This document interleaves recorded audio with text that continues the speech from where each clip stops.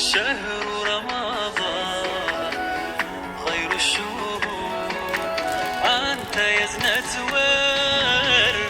يا نور سدان فيها ومتعلق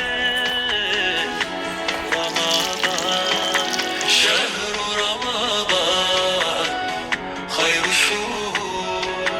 أنت يا زنة ور يا نور سدان فيها ومتعلق رمضان. السلام عليكم ورحمة الله وبركاته. وكم نجاجرتني وردفتك جالتها وفيك بجمع كل تفايا كيسن على مني سانا مكيسن نجاس نجتا أرجع بالبر بكرة فاوت بره أكلت سيدي ورابا جريت ترى وردفتك يا كم يدا لقاني رمضان دي تبي مال فكاتا نبرة بريدة الحمد لله والله باي بريدة إسندر اللي بريدة كتير كبا تربي كان جت باي وقتل جت هدو سوداجي ساتوري amma kuno alhamdulillah guyyaa lama sadii tokko roobatu jira qabbana jechuudha sammuna kana maashaallah baay'ee kana matula hadha kaleessaa fi dheengadda san dura hedduu ture baay'ee nama sodaachisaa ture ho'i alhamdulillah ma bareeda irra jira egaa akkasiin jaa hordoftoota keessan bira akkamii dalagaa naa fi maal fakkaatsin jecha har'a viidiyoo tokko qabadhee dhufeetin jira meeshaa guyyaa sa'aatii booda maal osoo hojjedhu akka hin dhiitu wajjumaan kan hojjennu ta'a sa'aatii booda jechuudha zuriin booda salaatee diqqoo boqonnaa fudhee sa'a 8 fooyyama sa'a 9 ta'eedha amma hojii kiyya eegalu jechuudha hordoftoota keessan garmaatti na waliin tura egaa bakki jiru kun immoo wantoota argaa jirtan kanaanuu ni beektan jechuudha bakka nyaatti bilcheeffadhu baay'ee wanni ta'ullee baatu alhamdulillah bareedaadha gahaadha akkasiin jaa hordoftoota kiyyaa mee hundaafuu turtii gaarii qabaadha maal akka hojjetu heduu bakka waanuma kushiinaa keessatti hojjetamu bakka nyaatatti bilcheeffannu jirra waan ta'eef mana kanatti illee viidiyoo raabuu baay'ee tureetiin jira saniif har'a waliin dabarsina jechuudha haga dhumaatti na waliin tura viidiyoo immoo laayikii gochuuf hin dagatina hundi keessan jechuudha osoo gara viidiyootti hin darbin warroonni as dhiyeenya kana maatii kiyya taatanii yuutuubii kiyya sheer godhaa jirtan laayik godhaa jirtan hundi keessanuu galatoomaa ulfaadhaa isin jaaladhaa isin kabaja egaa kallattii maan gara viidiyootti deemna viidiyoo kana tasuma laayikii gochuu hin dagatina isin jaa hordoftoota kiyya egaa hordoftoota kiyya sa'aatii keenya laallanna kanu sa'aatiin kun sa'aatii meeqa sa'aatii 14 daqiiqaa 43 jedha sa'aatii 8 daqiiqaa 43 jechuudha baay'ee takka duraan sa'a 8 itti eegala hojii garuu daqiiqaa baay'ee dabarse diqqoon rafaa jedhe jechuudha rafeetiin ka'ee diqqoo salaatee saniin booda gara hojiitti deemna jechuudha egaa kallattii maan gara hojiitti deemna kan biraachi agarsiisa waan tokko isinitti agarsiisa maalirraa akka jalqabu na waliin tura. Egaa hordoftoota kiyya jalqaba irratti kasala qabsiifadheetiin jira waa baay'ee hojjannaa shoorba wajjin affeellaa saambusaa kuukisii waa hedduu jechuudha mee hundaafuu na waliin tura jalqaba irratti egaa distii ibiddarra godheen booda garana dhufa as biratti waan tokko fudhatu qaba as biratti kun shoorba yookaan qincee kiyya jiisee ture jechuudha ganama maashaallah qincee namoonni jiistanii affeeltan gizee jiistan shoorban maaliif akka diimatuu fi furmaata isallee isinitti ganamuu ta'a kun ejersaa ka argaa jirtan kun egaa namoonni baay'een shoorbaan jala diimatan jala duubatan ni diimata jedhanii gizee isaanii dhagayaa furmaata isaatii fi maaliif akka diimatus viidiyoo keessatti kan isinitti haasa'u ta'a shoorbaa keenya tolchuun duratti yookaan bilcheessuun duratti ani karaa kiyya isinitti agarsiisa jechuun akkaataa ofii kiyyatti dalagadhu isinitti agarsiisa namni hunduu akkuma fedhii fiitii fi akkuma beekumsa fiitii dalagata kanaaf waan beekan walii qooduun barbaachisaadha maashaallah tabaarakalla laala qincee maashaallah ganama jiisee inni gizee mara jiiseetiin dalaga namni gariin hin jiisu kana hojiistan garuu maal godhuun qabdanii sukkuumtanii irraa dhiguun qabdan amma bishaan dura qincee keessaa guuree soree bishaanumatti gannaqee ammallee irraa sukkuume dhamesaa irraan dhigu jechuudha akkuma xumaan waliin dhageessanii asitti immoo distii qullaa irra kaa'ee ture zeetii dhiqoo xiqichaa zeetiin kun maaliif barbaachisa tokkoffaa distitti kan qabanneef shoorban garmalee distitti midhaan akka hin qabanneef garmalee jechuudha itti aansee shoorbaan illee akka hin diimanneef tajaajila malli kun jechuudha egaa haga zeetiin sun dhiqoon ho'uu nusitti qincee keenya jalaa dhimbiibanna bishaan isaa irraa sukkuumtanii dhixxanii beeka bishaan naxxanii tursiistanii miti saniin booda yoo irra keettan bishaanuma san qofa keessaa naxxan jechuudha osoo harkaan hin sukkuumini san booda zeetii danfee jiru sanitti gannaqa jechuudha qincee kana garuu shoorba gizee jiistan bishaan irra ol dabarsitan malee bishaan baay'ee takka dhuga waan ta'eef gizee jiistan bishaan sirriitti tirfee yookaan immoo gahaa itti godhuu qabdan isarra ol dabarsuu qabdan jechuudha yookaan isin jala diimata tokkoffaa waliin diimatuuf namoonni gizee jiistan bishaan hanqistanii jiistan akkasumallee mootu bishaa ibiddi yoo jala lash jedhaa itti dabalaa fakkeenyaaf kasa lama eeganii jala dhaameen booda itti dabalu akkasumas bishaan qorraa fa'aa itti naquu sansantu na jalaa diimessan akka hiyyatti kanaafuu akkan diimanne maal godhaa akkuma argaa jirtan kan zayitii biraddisti duwwatti qicee irra kaayee yoo zayitiin sun diqqoo danfee qincee kiyya irraa lulaadhee itti gannaquudhaan waliin ga'a jechuudha zayitii san qofaan. Ni argitan jedheeti yaada isinitti mul'ata. Egaa akkanatti waliin ga'ee booda daqiiqaa 2 yookaan 3 akkanatti tursiisa. San booda bishaan danfaatti naqa jechuudha. Kunoo bishaan kiyya sirra jira danfee ho'utti jira. Eegni danfeen booda itti naqadha jechuudha. Kunoo akkuma argaa jirtan kana akka waan xabbasamee wayii ta'ee jira. Maashaallah kunoo daqiiqaa 3 akkasuma qofa tursiise maaliif zayitiin danfa waan ta'eef akkana godheetiin jira akka nama bilchaatee fakkeesse. Saniin booda maal godhaa bishaan danfaa itti naqadha jechuudha. Egas booda mootu walummaan kan laallu ta'a namoonni shoorbaan isin jalaa diimatu tokkoffaa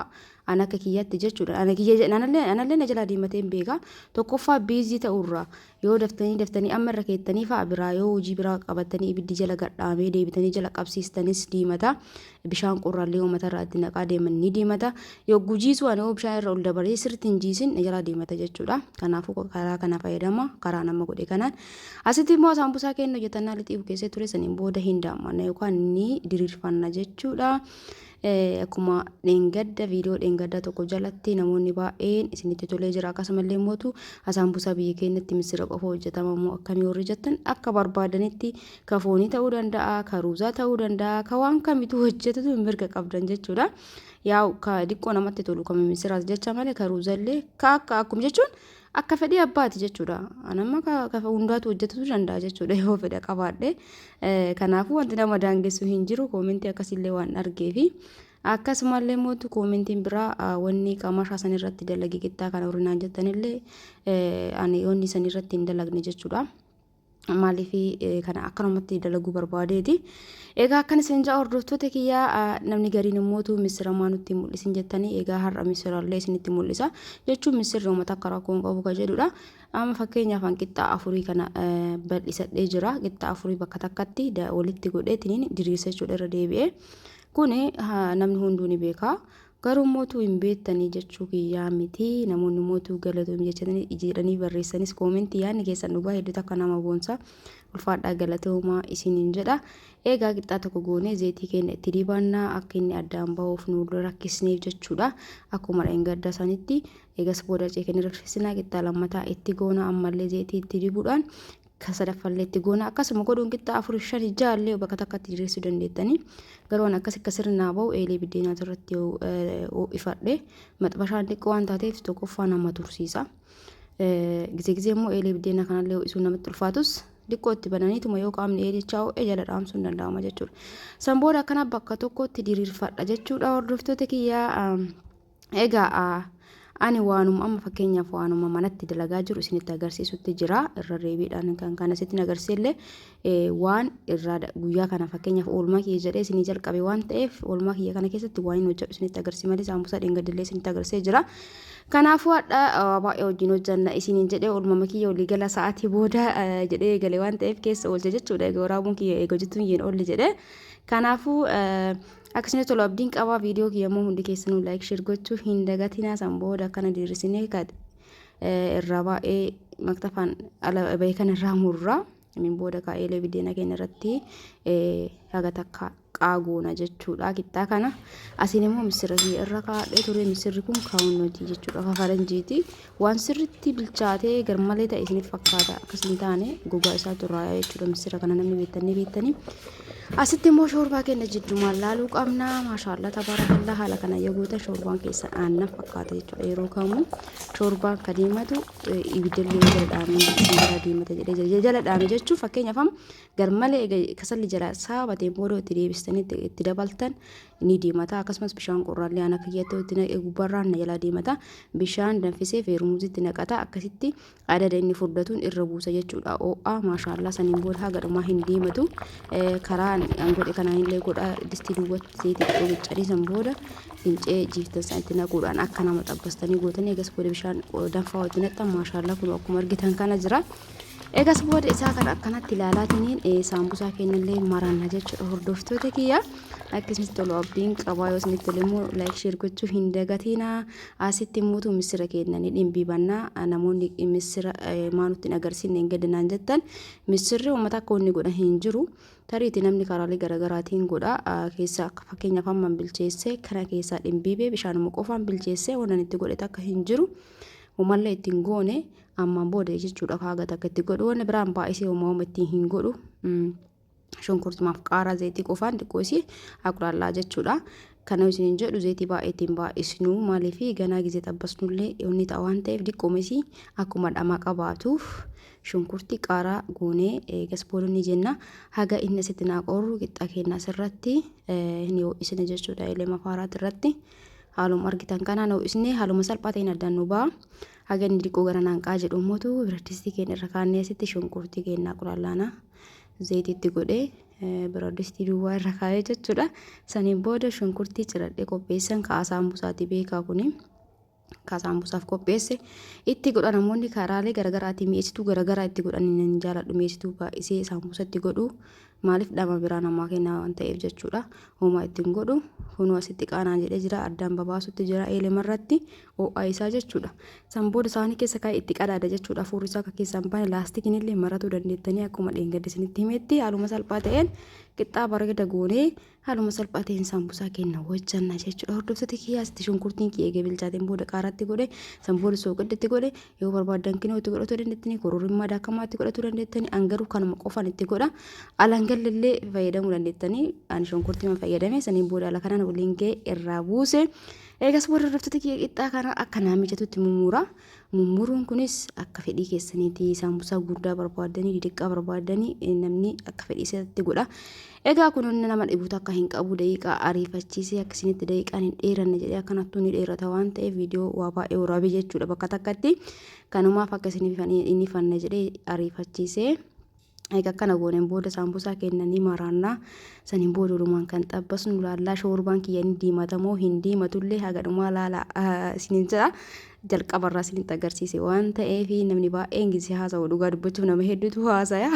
kadhagaye jechuudha nufi kiyya nama mudate yeroo takka takka garuu haala kanaan godhanii naamusaan bira ta'anii yoo bilcheessan hin diimatu jechuudha shoorbaanii rakkoolee an dura isiniin jedhe sayyoo inni ta'uu baate. Saambusaa kanallee namni akka barbaadetti marata tokko harka gara jalaatiin maratuu dandeettanii akkanattillee bakka akkuma isinitti mijatetti jechuudha salphaadha kuni. Eegas booda kaa bilbila asitti namni na waraabullee golbatti na waraabnee mul'isne jechuudha gisee maru. Haala kanaan goonee saambusaa kennanii maraannaa saniin booda kaa shoorballee haala bareedaa ta'een hin diimatu jedhu wajjumaan laalla namoonni isin jala diimatuun isin rakkisee mala nama isin jedhe kana fayyadama koomentiin barreessa egaa fayyadamtanii argitan booda yoo kanarraallee dabaree diimatee egaa midhaan tokko tokkollee ta'uu ni mala bishaan illee gisee tokko tokko akkas godha. Egaa kanumaan irraa arge jechuudha. Kanaafuu haga danda'ame tokkoon haala kana yoo gootan bareeda isin jaa hordoftoota kiyya. Eegas booda saambusaa keenya marannee walumaan kan xabbasnu ta'a haga dhuma viidiyoo kanatti turuun dagatina asumaan anuyyuu isin yaadachiisu gisee maraanii dagadha sabskraayibiin afaan dhuftu sabskraayibii godha hundi keessanu namoonni hagamma sabskraayibii gootanii hiriyoota keessaniif sheer gootan ulfaadhaa galatoomaa isin jaaladha isin kabajaa buleeyyan kiyya. Egaa namoonni mootu osoo subscribe godhin ilaalaa jirtan fi viidiyoo kiyyee malaaltanii bar namoonni tokko tokko immoo jira jechuun bakka dasitti hin jedhu subscribe godhe namni sun subscribe godhee fi waan simboon takka namni kenna akkamitti akka yaadu hin beeku. No, isinitti yoo toluu baate rakkoo qabu garuu subscribe yoo gootanii somaanti isin raadhatu hin jiru like illee godhaa yaada keessanis barreessa namoonni gaafii qabdan illee gaafii barbaadan barreeffatu dandeettanii eegaa namoonni meeshaa barbaadan immootu namoonni qophii taatan qofa ka biizii akka ta'e ni gartanii viidiyoo godhaan jiru meeshaa bitee ergaatuma jira keessattuu meeshaa ramadaanaa viidiyoo takka godhuu dhiisee jira maaliif bakka buna sukkaara zayitii misira ruuza wantoota akkanaa kanneen jadhiseetuma ergutti jira. Diqoo biizii marraa akka ta'e jechuudha namoonni waan akkasii barbaadan yoo jiraatan karaa WhatsApp ittiin dubbisa Egaa maashaallah tabarakallah hundi isaatu haala kanaan marree raawwanneetiin jira hordoftoota kiyya viidiyoon keenya gara dhumaatti deemuudha hin bayinaa warri hagammaa turtan immoo hin dagattaa waan ta'eef laayikii godhaa yaada keessanillee barreessa shoorbaan keenyallee maashaallah kun amma gara dhumaatti ga'ee jira ammoo itti noofu wanti itti dabalamu itti dabaluu qofa hanuna baay'eetti dabalu asitti immoo saamusaa keenyanii xabbafanna jechuudha egaa zayitii baay'ee takka of eeggannoo godha hundi keessanuu jechuudha hordoftoota kiyya istoofiin kun maashaallah tabarakallah haayiliin isaa iddoo namatti lagu jira qabsiisan haayilii sirrii qaba kun akkuma argaa jirtan kana zayitiin sirriitti hodhan saambusa baay'ee takka bareedee fidhee qabsisanii yoo sirriitti hin dafin garuu nama jalaa zayitii dhuga haala kanaan kanallee xabbatanii raawwannaa egaa maal isiniin jechaa osoo jiru dhaabee hundaafuu namoonni meeshaa barbaadanii karaa waasaatti kiiloo jedha namoonni waan akka firaasha majlisa irraa muramu sanillee nama baay'ee nama gaafatu jira karaa keessaatiin yoo bitachuuf qophii taatan ani isin bita isin erga jechuudha gara maatii keessanii karaa waasaatti kuna dubbisaa lakkoofsa akka yaadachisaatti duwwaa 9 duwwaa 1 duwwaa 6 73 karaa waasaatti isin heloo jettan siimboo argattanii meeshaa mana keessaa ta'a majlisa ta'a akkasumallee immoo firaasha garagaraa waan kamuu ni argattan jechuudha egaa akkanas hin jaa hordoftoota kiyyaa kun akkuma argaa jirtan kana saambusaa kalamaffaati kun jiru lammaffaa hundi isaatu xabbasanii dhiyeessanii saniin booda shoorbaa keenyatti sukkaaraa fi soogidda singibilaa fi qullubbii adii kana qofaan itti godhanii godhadhaan jiraatu tarii gara dhumarra bishaanitti naqamiin booda itti godhatamuu ni danda'ama. Akkasiin jaa hordoftoota keenyaa tokko tokko mootii sukkaaraa soogidallee osoo ittiin goone fayyadamaa jira. Garuu kun amma singibilaa fi qullubbii adii soogidda hojii katumamee itti aansee mootuu sukkaara hagana ga'u takka itti godha. Saniin booda ilaalamee maashaallah tabaarakallaa aannan fakkaata jechuudha shoorba maashaallah jedha hundi keessanuu laala hanga dhumaa isinitti agarsiisee jira wanni inni diimate takka hin jiru maashaallah tabaarakallaa gara dhumaa gahee jira jechuudha hordoftoota kiyya. Egaa kasadaffoo isinitti agarsiisni kunoo maashaallah egaa geesseen booda kunoo waan lulluqiillee qopheessee shoorballee galchee egaa kana fakkaata ture hordoftoota kiyyaa lulluqannu isiniin jedha warroonni mootu chanala kanaaf haarawaa taatan sabskiraayib gochuu hin dagatin shoorbaa keenya ammallee saarii keessatti isinitti agarsiisa waaw maashaallah tabarakallah haala kanaan dalagadha egaa viidiyoon kiyya hordoftoota kiyya kana fakkaata ture akka isinitti tolellee abdiin qaba haga viidiyoo biraatiin walitti deebinutti inshallah hundi keessanuu akkuma jirtanitti fayyaanaa ta'a isin jaaladha isin kabaja viidiyoo kanaaf dhugaa dubbachuuf laayikii kuma tokko godhaame maal rakkinna qaba namni kuma tokko laale isin kumnanu laayikii godhaame laayikii godhaa dhugaa dubbachuuf ramadaana akkanatti faajee viidiyoo kana isinitti agarsiise egaa ka ittiin boora laayikii godhaa isin jaa hordoftoota yoo isinitti tole yoo isinitti toluu baates rakkoon qabu maashaallah kun akkanatti qopheessinee jirra lulluqii fi lulluqannu isin jecha guyyaa halkan gaarii keessanaaf bula tariti sa'aatiin ni gabbuun beekuni turkiin baay'ee rakkisaadha sa'aatii bu'ettillee haabuu hundaafuu turtii gaarii qabaadha warri hanga ammaana dhageeffattan hundi keessanuu galateeuma ulfaadha isin jaaladha isin kabaja baay baay